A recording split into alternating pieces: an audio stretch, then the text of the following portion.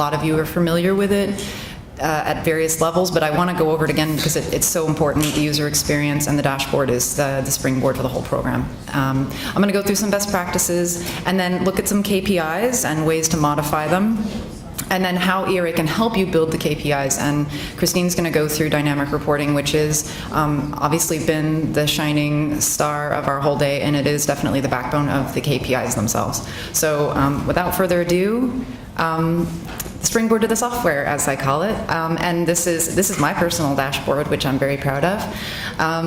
Quickly, as you guys know, the dashboard is your portal to the system, and there's a couple different ways that you can get this information from the dashboard.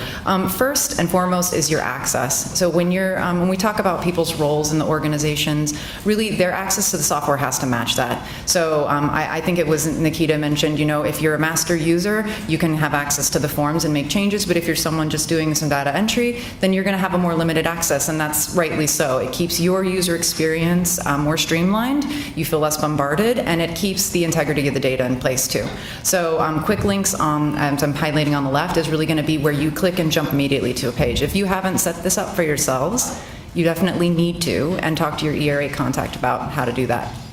Auto-generated reports. This has been around for a while. I remember when I first got started with ERA, one of our clients, JVP, was just a rock star with the automated reports, and they used the compliance module as an engine to basically tell the system, I want these reports on this schedule, and it would auto-generate, it would send it to their team by email, and it would place it on their dashboard. It can't get easier than that, and basically you just click and download it straight from your dashboard. It's another great feature. So if you're using compliance in conjunction with environmental or other reports or other modules, you can have this functionality in place, and you should look into that. Of course, announcements, regulatory and software updates are plentiful, so we're always on top of things. We've talked about master chemical list and how we're always maintaining that by our in-house team. So you want to pay attention to those announcements, because they, a lot of times there's things that could be impacting you. Not to mention that our software is always evolving, and you guys all know we do not believe in versioning. Everybody gets the same great updates at the same time. So when these things are being spiraled out, this is a great way to be kept up to date, that they're present and available for you. Last but not least, the KPIs and the metrics. So I heard a phrase, I think in Allison's talk, about decision-ready information, or decision-useful information, and that's what KPIs really is. It's about the accessibility of the data, visualizing the data so that you can make choices, you can track things more quickly, and make as Bob said, make the data information, right? It's a story, so KPIs are the way to do that. So we're going to talk about that. As you look at building your dashboard, really it's going to comprise of what we call widgets. Each one of these boxes here you see represents a unique widget. So it's really as simple as going to the widgets button here, and then you can see a pre-selected standard set of widgets that are available. But I have to say, the list is deceiving. So there's a set of standard widgets available, but each one of these could be customized to the nth degree, creating n number of widgets. So we give you a backbone, we give you the tools and the parameters to play with them, but you can make them your own. This is just another example. When you go in to create a widget, you can actually change the name, you can change how the labels are shown, the axes, and so forth. My probably favorite feature of the dashboard, it taps into my my high C of my personality, the compliance side of me. I really like organizing things and making them work for me in the way that makes sense to me, and you guys have the same luxury. So along the top, you can actually add your own tabs and organize your KPIs your own way, because as you get into KPIs, you start wanting more, and screens just aren't big enough yet. I mean, this one is, but even the two large monitors on my desk is not enough. So you have to create more real estate, and you do that by creating these tabs, and then you can name them whatever you want. You can pick icons that are meaningful to you, and then now you can organize your widgets however you like. Of course, a big feature for time saving is our notifications. So notifications, as you know, are tapped into many modules in our system. We have the compliance module itself, but all of this new activity in BPM relies very heavily on alerts and notifications. So you can have a centralized place on your dashboard that's going to show you what's coming up. And it's not just from one module, it's all of the modules that are impacting you. So when I log in, you can see it's going to look at what's due for me. If I'm a master user and I'm a manager, I can toggle between different employees and see who else, what they have on their plate. So this is a quick way to not only see what's coming up, but I can actually close my tasks out from here, and it's going to update my reports and even send completion notices to my boss. So we call it a pit stop for your performance tracking. So this is where we're going to start looking at KPIs, and I know we've shown you a lot of KPIs, so I think you're getting, you're picking up what we're laying down here on the KPIs, that they're flexible, they're amazing, and I wanted to show just a little bit of the scope when it comes to KPIs. So we can go from granular, you know we love chemicals, so I picked this one on purpose. This is water analytics being displayed visually, so this is water releases for TRI, all the way up to facility benchmarking. So now we're zooming all the way up to a corporate level, and we're benchmarking facilities in a stacked bar. So just to give an idea of the scale and scope for these KPIs. Of course, you can compare to limits. I know we've shown that for both permit compliance and sustainability targets, right? So you can have a, here's where we have to be by law, here's where we want to be because we're trying to improve. Okay, now, importantly, the modification. Hello? Okay, sorry, I thought I lost my mic. So modifying KPIs is not something that you have to necessarily feel locked into a box, that you have to do it with what we tell you, you have to use the colors we tell you. So when it comes to how to modify these KPIs, basically you click on the little eyeball icon, and it's going to open up a pivot table down below, where along the top, and maybe I'll use my laser, these guys, right here. These are all parameters that you can pick up, drag, and literally drop them into the bucket, and it's going to update the graph above on the fly, which is why we call it modifying on the fly, because it's being fed by live data. So as you change the parameters, it's going to update the graph. Now, if you like what you see and it's an improvement over what you've been doing, you can press save and it's going to preserve it. If you don't want to keep it, maybe you're just messing with it for the moment and want to see how something would look different, you just exit out, and when you come back in, it's the way you left it. So there's a lot of ways you can make use of the KPIs on your dashboard. Here we go.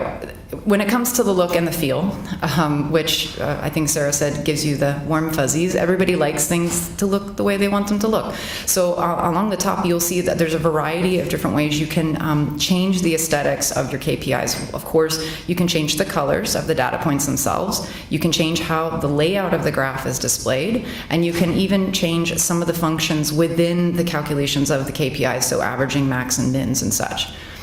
So I'm now going to turn it over to Christine, who's going to run us through how this all works from dynamic reporting perspective. All right, thank you, Erin. So we've talked a lot about dynamic reports and forms this morning. So the next portion of this presentation is really going to go into how we take those forms, process them, and provide you with a report that is completely customizable. So I'm going to go through the steps that you can customize along the way. Okay? Everything on the slide, I think Nikita went through a little bit on his presentation, so I'll just move forward to the key functionalities and benefits. So first of all, it's a centralized location to keep all of your data for all of your processes, as we've said this a few times over the last 2 days. Dynamic reports can be used to monitor all of your processes at your facilities. You can actually get cross-modular reporting, and that's a key feature. And everything is customizable. And it's used to build all the KPIs that Erin showed you on the previous slides. So where does Dynamic Reports get its data from? So we have a flowchart here of pretty much all the modules in ERA. Dynamic Reports is at the center because it can really pull in and synthesize everything we have in the system.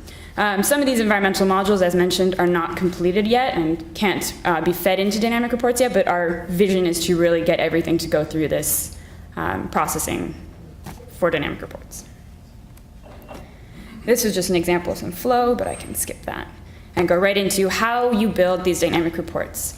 So when I say the report's customizable, what do I mean? So the first step is you can pick what columns you want to include in your report. So say you have 50 features and you really just want to see 4 concepts on a final report. You don't have to build a custom report, you just pick those 4 columns, and that's what your database will start with. You can change the name, you can name the report anything you want. There's no fixed field, really.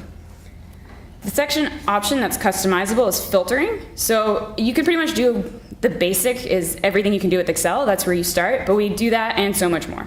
So you can, in addition to filtering, pick and choose specific data that you want to pull. So say I only want to see processes where, if you take Nikita's example, the violation was for unsafe driving. I want to disregard every other data point.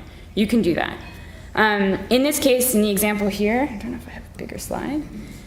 You will pick, so what it says is it's looking at how much fuel was used on your site. You can even filter, okay, I want to look for the data points where this fuel usage is, say, above, I think I wrote 5,000 gallons or something in this point. But pretty much you can filter if you want the value to be equal to a value, more or less, so you can really filter down to get, the important information. The next key feature is how can you monitor, or how does Dynamic Reports do cross-modular reporting?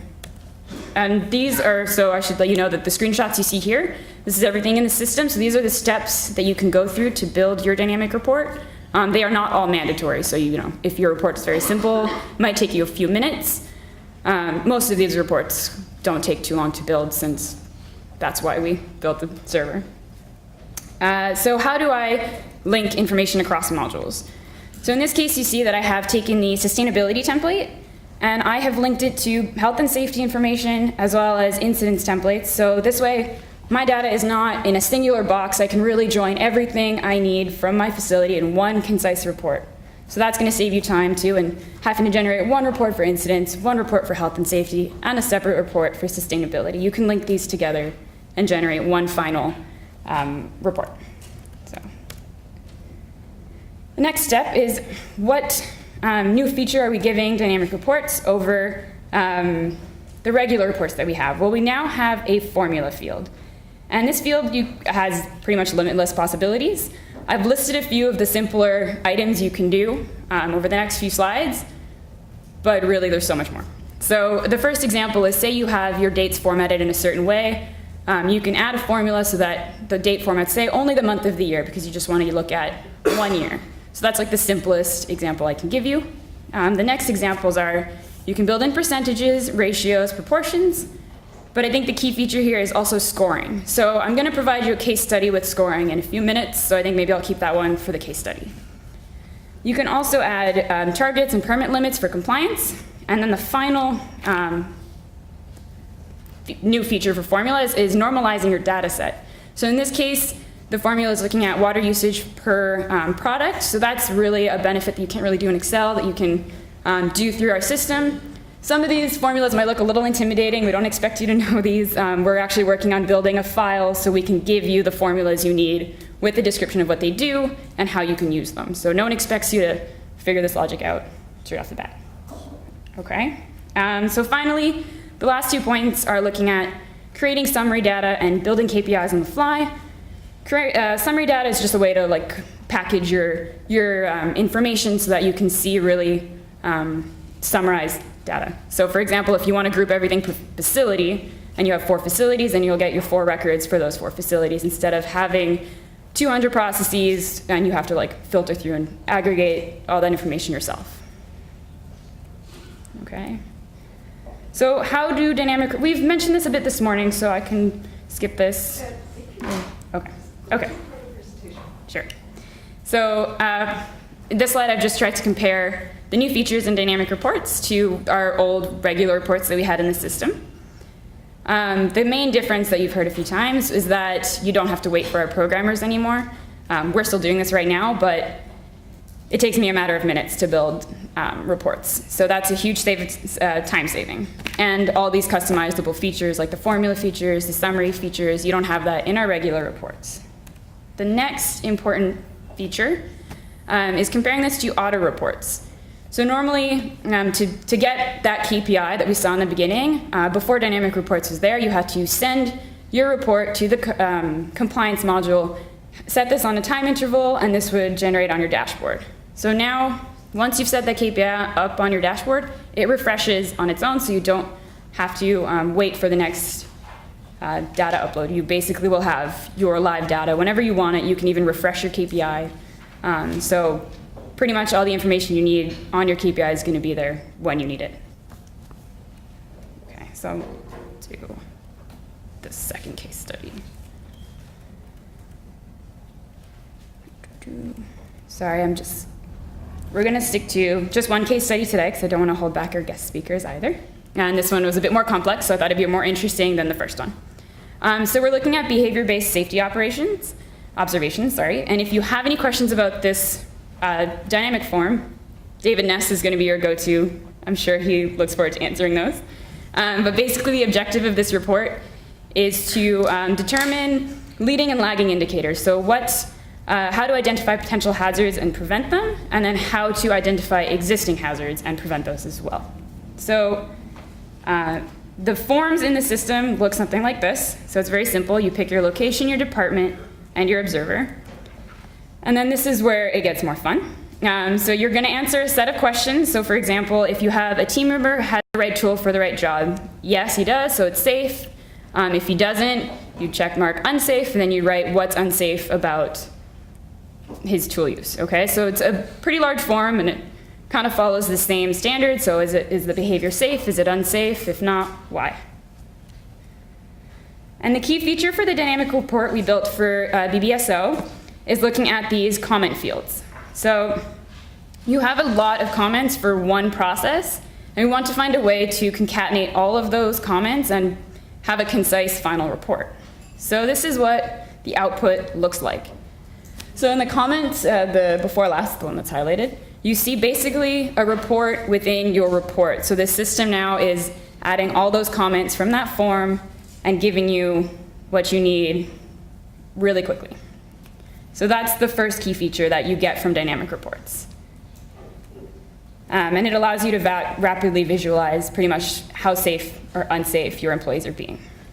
Next, you can, and we picked and filtered this huge report to get really specifically these questions and then totals for the number of unsafe and safe behaviors. So here I have a KPI that was built off of this dynamic form. We built a report to count how many safe and unsafe behaviors are taking place at a facility, and then compare them to a weekly target. So in purple, you have your number of observations. And then in orange, you have your weekly target. So you want to make sure that your facility is operating in a safe manner. And then this is where we get into scoring your facility. So we actually took how many unsafe questions were answered, and then you use those number of unsafe answers to give your facility a grade. So for example, in June, the score is 100%, there were no unsafe observations. And then July and August decreased. So what's happening at your facility that suddenly your employees are behaving in an unsafe way? Do you need to add new training for certain processes? How can you better your score? So that's a really key feature because you can pretty much apply this across the board to any indicator you want to really look at. You can score it and then track your scoring. So with that case study, I hope the process behind dynamic reports and how we build this is a bit more clear to you. It's really time-saving. The customization is really great for your use, so you can actually get stuff that's relevant to your facility and not have to follow a generic report. It is really user-friendly, and you can get your KPIs really quickly. So if you have any questions, that's all I have to say for dynamic reports. You're good? Okay.